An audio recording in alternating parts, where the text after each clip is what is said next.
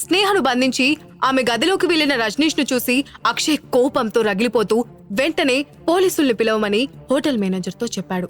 ఆ తర్వాత అరుణ్ కి కాల్ చేశాడు అక్షయ్. ఒకే రింగ్ కి అరుణ్ కాల్ లిఫ్ట్ చేయడంతో అతను హలో అనకముందే ఎక్కడున్నావు అని అన్నాడు అక్షయ్. దాత్రిని డ్రాప్ చేస్తానన్నాను, అవసరం లేదని ఒక్కతే వెళ్ళిపోయింది. ఇప్పుడు నేను కూడా బయలుదేరిపోతున్నాను అని చెప్పాడు అరుణ్. వెంటనే పైనున్న సర్విలెన్స్ కంట్రోల్ రూమ్ కి రా అని చెప్పి ఫోన్ డిస్కనెక్ట్ చేశాడు అక్షయ్. అక్షయ్ కట్ అయిన ఫోన్ వైపు అయోమయంగా చూసి ఇంతలోనే వీడికేమైంది అనుకుంటూ వెనక్కి తిరిగి అక్షయ్ చెప్పిన కంట్రోల్ రూమ్ కి వెళ్లిన అతను, వాట్ మిస్టర్ సీఈఓ అక్షయ్, నన్నెందుకు రమ్మన్నావు అని సరదాగా అడిగాడు. నువ్విప్పుడు ఒక పని చేయాలి డైరెక్ట్ గా చెప్పాడు అక్షయ్.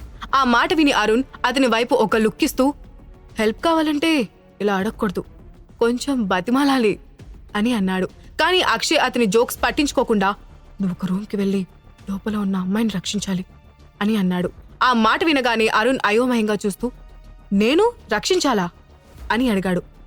అవును, డూ ఇట్ ఫాస్ట్ అని ఆర్డర్ వేసినట్లుగా సీరియస్ గా చెప్పాడు అక్షయ్. దాంతో అరుణ్ సిచ్యువేషన్ కొంచెం సీరియస్ గా ఉందని అర్థం చేసుకుని పక్కనే ఉన్న మేనేజర్ వైపు చూశాడు. మేనేజర్ జరిగిన విషయం మొత్తం అరుణ్తో చెప్పాడు. అప్పుడు అరుణ్ షాక్ అయ్యి అక్షయ్ వైపు చూసి, కానీ అతను నీ తమ్ముడు, పోలీసుల్ని పిలిచే ముందు ఒక్కసారి ఆలోచించు అన్నాడు. అక్షయ్ అతని వైపు సీరియస్ గా చూసి, నువ్వు వెళ్తున్నావా లేదా అన్నాడు. అరుణ్ ఇంకేం మాట్లాడకుండా మేనేజర్ దగ్గరున్న డూప్లికేట్ డోర్ కార్డ్ తీసుకుని ప్రెసిడెన్షియల్ సూట్ కి వెళ్లి ముందు డోర్ బెల్ కొట్టాడు. కానీ లోపల నుండి ఎవ్వరూ డోర్ తీయలేదు. దాంతో అతను డోర్ పై గట్టిగా కొడుతూ, హలో ప్లీజ్ డోర్ ఓపెన్ చేయండి అని పిలిచాడు. లోపల ఉన్న రజనీష్ డోర్ వైపు చిరాగ్గా చూసి, డోంట్ డిస్టర్బ్ అని అరిచినట్లుగా చెప్పాడు. అది విన్న అరుణ్ వెంటనే తన దగ్గరున్న డూప్లికేట్ కార్డ్తో డోర్ ఓపెన్ చేశాడు. అతను తలుపు తీసుకుని లోపలికి వెళ్లేసరికి ఎదురుగా కనపడిన దృశ్యం చూసి అతను షాక్ అయ్యాడు. ఒంటిపై షర్ట్ లేకుండా ఉన్న రజనీష్ అప్పుడే ప్యాంట్ విప్పబోతున్నాడు. ఎదురుగా బెడ్ పై ఎవరో అమ్మాయి ఏడుస్తున్నట్లుగా ములుగుతూ, నా దగ్గరికి రాకు అని మత్తుగా అరుస్తోంది. అది చూసిన అరుణ్ ఇక్కడేం జరుగుతుంది అంటూ హడావిడిగా లోపలికి వెళ్లి బెడ్ పై నిస్సహాయంగా ఉన్న అమ్మాయి వైపు చూశాడు. అక్కడ మత్తులో కదులుతూ కనిపించింది స్నేహ. ఆమెను చూసిన అరుణ్ ఆశ్చర్యపోతూ, ఈమె స్నేహ ఇక్కడెందుకుంది అనుకుంటూ వెంటనే రజనీష్ ను కోపంగా చూసి, రజనీష్ నువ్వేం చేస్తున్నావు అని అడిగాడు. ఆ టైంలో డోర్ తీసుకుని లోపలికి వచ్చిన అరుణ్ ని చిరాగ్గా చూస్తూ, నువ్వేంటిక్కడా, అసలు లోపలికెలా వచ్చావు, ముందు బయటికి వెళ్ళు, నువ్వు నా విషయాల్లో ఇంటర్ఫీర్ అవ్వకుండా ఉంటే చాలా మంచిది అని సీరియస్ గా చెప్పాడు అక్షయ్. అక్షయ్ అరుణ్ మంచి ఫ్రెండ్స్ అని రజనీష్ కి బాగా తెలుసు. అందుకే అక్షయ్ తో పాటు అరుణ్ ను కూడా అసహించుకుంటూ ఉంటాడు. ఆ మాటకు అరుణ్ అతని వైపు కోపంగా చూస్తూ, ఇలాంటి పని చేస్తున్నందుకు కొంచెం కూడా సిగ్గుగా లేదా అని అంటూ బెడ్ పై ఉన్న స్నేహను చూశాడు. ఆమె అపస్మారక స్థితిలో ఉన్నట్లుగా ఏడుస్తూ ములుగుతూనే ఉంది. ఆమె గౌన్ పైభాగం అక్కడక్కడ చిరుగులు కనిపించాయి.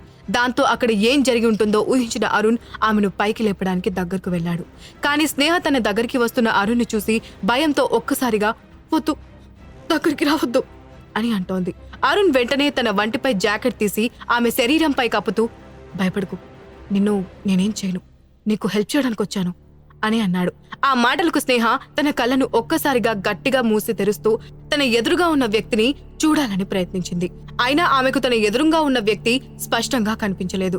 కానీ అతని వల్ల ప్రమాదం లేదన్నది మాత్రం ఆమెకు అర్థమైంది.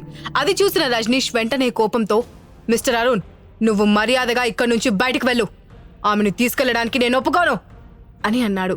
ఆ మాటకు అరుణ్ అతని వైపు అసహ్యంగా చూస్తూ, రజనీష్, నువ్వు కంట్రోల్లో ఉంటే మంచిది, లేదంటే పోలీసులు వచ్చి కంట్రోల్ చేస్తారు అని అన్నాడు. ఆ మాట విని రజనీష్ నవ్వుతూ, నాపై పోలీస్ కంప్లైంట్ ఇచ్చే ధైర్యం నీకుందా అని అడిగాడు.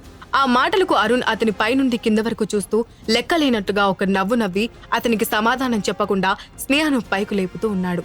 అతను నవ్వులో ఏదో మార్పు కనిపించడంతో రజనీష్ అతన్ని అనుమానంగా చూసి వెంటనే పక్కనే ఉన్న షర్ట్ తీసుకుని వేసుకుంటూ, అక్షయ్ కూడా ఇదే హోటల్లో ఉన్నాడా అని అడిగాడు. అతని ఉద్దేశం ప్రకారం వేద ఫ్యామిలీకి చెందిన తనపై పోలీస్ కంప్లైంట్ ఇవ్వడానికి అరుణ్ కి ధైర్యం ఉండదని, ఇదంతా అక్షయ్ పనే అయ్యుంటుందని ఊహించాడు రజనీష్. అప్పుడు అరుణ్ నవ్వి, నీపై పోలీస్ కంప్లైంట్ ఇచ్చే ధైర్యం నాకు లేదనుకుంటున్నావా అని అడిగాడు. రజనీష్ ఏం మాట్లాడకుండా అతని వైపు అపనమ్మకంగా చూసి వెంటనే బయటకు వెళ్లబోయాడు. ఇంతలో హఠాత్తుగా, డోంట్ మూవ్ అంటూ చేతిలో గన్తో లోపలికి వచ్చారు పోలీసులు. వాళ్ళని చూడగానే రజనీష్ ఒక్కసారిగా కొయ్య పారిపోయాడు. వెంటనే అతను పక్కనే ఉన్న అరుణ్ వైపు కోపంగా చూస్తూ, ఈరోజు నువ్వు చేసిన దానికి ఖచ్చితంగా రిటర్న్ చెల్లిస్తాను, జస్ట్ వెయిట్ అండ్ సీ అని అన్నాడు. ఈ పని చూడ్డానికి అరుణ్ చేస్తున్నట్లు కనిపిస్తున్నా దీని వెనుక అక్షయ్ ఉన్నాడని గట్టిగా నమ్మాడు రజనీష్. కానీ అతని వద్ద ఎలాంటి ఆధారాలు లేకపోవడంతో మౌనంగా పోలీసులు వెనుక నడిచాడు. బెడ్పై ఉన్న స్నేహను లేపుతున్న అరుణ్కి ఆమె చెయ్యి తాకడంతో హఠాత్తుగా ఆమె చాలా వేడిగా ఉందని గమనించాడు. దాంతో ఆమె నుదుటిపై చేయి పెట్టి చూసి, ఓ గాడ్, ఆమె శరీరం మొత్తం వెచ్చగా కాలిపోతుంది, అందుకే స్పృహలోకి రాలేకపోతుంది అనుకుంటూ ఆమెను ఎత్తుకుని హడావిడిగా అక్షయ్ దగ్గరకు తీసుకువెళ్లాడు. స్పృహలో లేని స్నేహను చూసి అక్షయ్ కంగారు పడుతూ ఆమె తన చేతుల్లోకి తీసుకుని, మనం త్వరగా డాక్టర్ దగ్గరికి వెళ్దాం అని అన్నాడు. అరుణ్ వెంటనే, అక్షయ్, మనం ఈ పరిస్థితుల్లో స్నేహను తీసుకుని హాస్పిటల్కి వెళ్ళడం ఎందుకు? మీ ఇద్దరూ ఇక్కడే రూమ్లో ఉండండి, నేనే డాక్టర్కి కాల్ చేస్తాను, ఇక్కడికే వస్తారు అని అన్నాడు. ఆ మాటకు అక్షయ్ అతని వైపు సూటిగా చూసి, నువ్విప్పుడు వస్తున్నావా లేదా అని అన్నాడు. దాంతో ఇక ఏం మాట్లాడకుండా, సరే పద అంటూ వెళ్లి కార్ తీశాడు. వెంటనే అందరూ కారులో హాస్పిటల్కి బయలుదేరారు. వెనక సీట్లో అక్షయ్ పక్కనే కూర్చుని ఉన్న స్నేహ ఒంట్లో నుండి వేడి ఆవిర్లు బయటికి వస్తున్నాయి. దాంతో ఆమె తనకు తెలియకుండగానే చల్లదనం కోసం అక్షయ్ దగ్గరకు జరిగింది. స్నేహ మత్తులో తన వైపు జరుగుతుందేమో అనుకున్న అక్షయ్ ఆమెకు కొంచెం దూరం జరిగాడు. కానీ స్నేహ అతనికి మరింత దగ్గరగా జరిగి అతని చేతులు పట్టుకుని ముడుచుకుంటూ కూర్చుంది. డ్రైవ్ చేస్తున్న అరుణ్ వెనుక జరుగుతున్న విషయాన్ని గమనించి చిన్నగా నవ్వుకుంటూ, అక్షయ్, ఇప్పుడు హాస్పిటల్కి వెళ్లడం కన్నా వెనక్కి తిరిగి హోటల్ రూమ్కి వెళ్లడం బెటరేమో అని ఆట పట్టించాడు.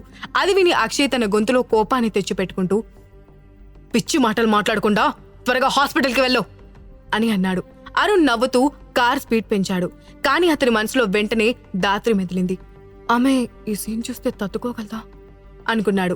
అంతలోనే, అసలు దాత్రికి నిజం చెప్పేస్తే ఆమె అక్షయ్పై ఆశలు పెంచుకోకుండా ఉంటుంది కదా అనే ఆలోచన కూడా అతని మనసులోకి వచ్చింది. కాసేపటికి కారు హాస్పిటల్ ముందు ఆగింది. ముందుగా అరుణ్ కార్ దిగి డాక్టర్ను పిలవడానికి లోపలికి వెళ్లాడు. ఈలోగా అక్షయ్ స్నేహను 2 చేతుల్లో ఎత్తుకుని హాస్పిటల్లోకి వచ్చాడు. వెంటనే అరుణ్తో కలిసి హడావిడిగా అక్షయ్కి ఎదురు వచ్చిన డాక్టర్, త్వరగా స్ట్రెచ్చర్ని తీసుకురండి అని అరిచాడు. వెంటనే కాంపౌండర్ స్ట్రెచ్చర్తో పాటు అక్కడికి వచ్చాడు.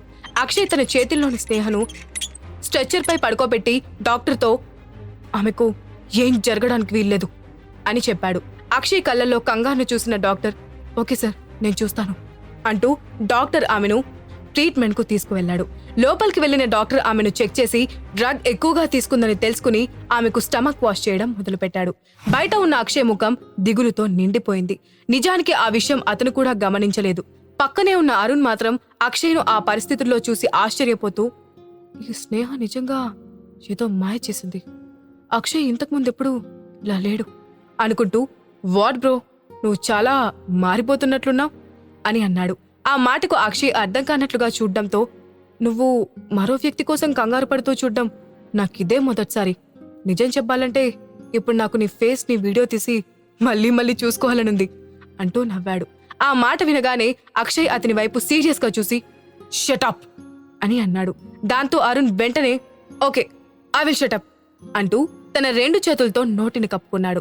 కానీ అరుణ్ అక్కడుంటే తనను అలా ఆట పట్టిస్తూనే ఉంటాడని అనుకున్న అక్షయ్, ఇక నీ అవసరం లేదు, నువ్వు ఇక్కడ నుండి వెళ్ళొచ్చు అని చెప్పాడు. ఆ మాట వినగానే అరుణ్ అలిగినట్లుగా ముఖం పెడుతూ, ఇది అన్యాయంరా, ఏరు దాటాక ఇలా తెప్ప తగలేయడం కరెక్ట్ కాదు అని అన్నాడు. అది విని, ఇప్పుడు నీ ప్రాబ్లం ఏంటి అని విసుగ్గా అడిగాడు అక్షయ్. అప్పుడు అరుణ్, ముందు నువ్విలా కూర్చో అంటూ అక్కడే ఉన్న బెంచ్ను చూపించాడు. దాంతో అక్షయ్ మౌనంగా వెళ్లి అక్కడ కూర్చున్నాడు. అప్పుడు అరుణ్ నిదానంగా, నేను నిన్ను ఒక ప్రశ్న అడుగుతాను, నిజాయితీగా సమాధానం చెప్పు అని అన్నాడు. ఏంటది అని అడిగాడు అక్షయ్. నువ్వు స్నేహను నిజంగా ఇష్టపడి పెళ్లి చేసుకున్నావా? అందుకే ఆమె గురించి ఇంత వరి అవుతున్నావా అని అడిగాడు. ఆ ప్రశ్నకు అక్షయ్ ఇబ్బంది పడ్డాడు. ఆమెను నిజంగానే తొలి చూపులోనే ఇష్టపడ్డానని చెప్పాలనుకున్నాడు. కానీ అతని నోటి మాట గొంతు దాటి బయటికి రాలేదు. దాంతో వెంటనే కోపాన్ని తెచ్చిపెట్టుకుంటూ, నిక్కడి నుండి వెళ్ళిపోమని చెప్పి చాలాసేపు అయింది, వెళ్ళి పనికొచ్చే పని ఏదైనా చెయ్యి అని అన్నాడు. దాంతో అరుణ్ అతన్ని కోపంగా చూసి, నువ్వు నాకు నిజం చెప్పకపోయినా పర్లేదు, నీకు నువ్వైనా నిజం చెప్పుకో, ఇక నేను వెళ్తున్నా అని చెప్పి విసురుగా లేచి అక్కడి నుంచి వెళ్ళిపోయాడు. అక్షయ్ మౌనంగా ఉండిపోయాడు. దాదాపు అరగంట తర్వాత ట్రీట్మెంట్ రూమ్ నుండి బయటకు వచ్చాడు డాక్టర్. అతన్ని చూడగానే అక్షయ్ కంగారుగా వెళ్ళి ఇప్పుడు ఆమెకెలా ఉంది అని అడిగాడు. డాక్టర్ తన ముఖానికున్న మాస్క్ తీసి ఆమె తాగిన వైన్లో డ్రగ్ ఎక్కువగా డోస్లో ఉండడం వల్ల హై ఫీవర్ వచ్చి స్పృహ తప్పారు. స్టమక్ క్లీన్ చేశాం. ఇప్పుడు ప్రాబ్లం ఏం లేదు, రెస్ట్ తీసుకుంటే సరిపోతుంది అని చెప్పాడు. ఆ మాట వినగానే అప్పటిదాకా టెన్షన్తో బిగుసుకుపోయిన అతని శరీరం ఒక్కసారిగా రిలాక్స్ అయింది. దాంతో అతను తేలిగ్గా ఊపిరి పీల్చుకుని థ్యాంక్ యూ అని అన్నాడు. అప్పుడు డాక్టర్ అతనితో మేడం రేపు ఉదయం వరకు స్పృహలోకి రారు, కావాలంటే మీరు రెస్ట్ తీసుకోవచ్చు అని చెప్పాడు. కానీ అక్షయ్ ఏం మాట్లాడకుండా రూమ్ డోర్కి ఉన్న గ్లాస్లో నుండి స్నేహ వైపు చూశాడు. దాంతో ఇక్కడ డాక్టర్ ఏం మాట్లాడకుండా అక్కడి నుండి వెళ్ళిపోయాడు. అక్షయ్ నెమ్మదిగా డోర్ తీసుకుని వార్డ్ లోపలికి అడుగుపెట్టాడు. వెంటనే ఆ గదిలో వచ్చిన డిస్ఇన్ఫెక్టెంట్ స్మెల్ కు అతను ముఖం చిట్లించాడు. కానీ బెడ్ పై స్పృహ లేకుండా పడుకునే ఉన్న స్నేహను చూడగానే అతను ఆ స్మెల్ గురించి మర్చిపోయి ఆమె దగ్గరకు వెళ్ళాడు. మూసి ఉన్న స్నేహ కళ్ళల్లో నుండి కన్నీళ్లు కారుతూనే ఉన్నాయి. స్టమక్ క్లీన్ చేసేటప్పుడు ఆమెకి ఎంత బాధగా అనిపించి ఉంటుందో అతను ఊహించగలిగాడు. దాంతో హఠాత్తుగా అతని మనసు బాధగా మారిపోయింది. అసలు ఇదంతా జరగడానికి కారణం రజనీష్. వాడు స్నేహపైనే చెయ్యేసే ధైర్యం చేశాడు. ఈసారి ఇంకే అమ్మాయిపై చెయ్యి వేయకుండా వాడికి గుణపాఠం చెప్పాలి అని అనుకున్నాడు. తర్వాత రోజు ఉదయాన్నే మెల్లగా స్పృహలోకి వచ్చింది స్నేహ. కళ్ళు తెరిచి చూసేసరికి చుట్టూ తెల్లని కర్టెన్స్ తో ప్రశాంత వాతావరణం కనిపిస్తోంది. నేనెక్కడున్నాను అనుకుంటూ ఒక్కసారి కళ్ళు మూసుకుంది. వెంటనే రాత్రి జరిగిన భయంకర సంఘటన ఆమె కళ్ళ ముందు మెదిలింది. దాంతో ఉలిక్కిపడిన ఆమె వెంటనే తన శరీరం వైపు చూసుకుంది. తన వంటిపై డ్రెస్ కనిపించేసరికి అమ్మయ్యా అని అనుకుంది. కానీ వెంటనే తను పేషెంట్ డ్రెస్ లో ఉన్నానని గుర్తించి అయోమయంగా చుట్టూ చూసింది. పక్కనే ఉన్న చైర్పై కూర్చుని ఉన్న అక్షయ్ తనను చూస్తూనే కనిపించాడు. అతని మొహం చూస్తే రాత్రంతా నిద్రలేనట్లు ఎర్రటి కళ్ళతో నీరసంగా కనిపించాడు. అతన్ని చూసిన స్నేహ ఆశ్చర్యపోతూ అక్షయ్ నువ్వెక్కడెందుకున్నా అని అడిగింది. రాత్రి రజనీష్ ఆమెపై అటాక్ చేయడం వరకే ఆమెకు గుర్తుంది. దాంతో అక్షయ్ వైపు అయోమయంగా చూసి అసలు నేను హాస్పిటల్కి ఎలా వచ్చాను అని అడిగింది. ఆ ప్రశ్నకు కొంచెం అర్థం కానట్లుగా చూసి నీకేం గుర్తులేదా అని అడిగాడు. అప్పుడు స్నేహ రాత్రి ఏం జరిగిందో గుర్తు తెచ్చుకోవడానికి చాలా ప్రయత్నిస్తూ నిజంగా నాకేం గుర్తులేదు అని అంటూనే హఠాత్తుగా ఆగిపోయి ఒక్క క్షణం వణికిపోతూ రాత్రిమైనా జరిగిందా, ఆ రజనీష్ నన్నేమైనా చేశాడా అని భయంగా అడిగింది. స్నేహ విషయంలో తప్పు చేసిన రజనీష్ పై అక్షయ్ ఏ యాక్షన్ తీసుకోబోతున్నాడు? పోలీస్ స్టేషన్ కు వెళ్లిన రజనీష్ అక్షయ్ పై పగ తీర్చుకోవడానికి ఎలాంటి ప్లాన్ చేయబోతున్నాడు? ఈ ప్రశ్నలకు సమాధానాలు తెలుసుకోవాలంటే నెక్స్ట్ ఎపిసోడ్ వినాల్సిందే. క్రింద ఇచ్చిన లింక్ ని క్లిక్ చేసి పాకెట్ ఎఫ్ఎం యాప్ ని ఇన్స్టాల్ చేసుకోండి. Stay tune to pocket FM.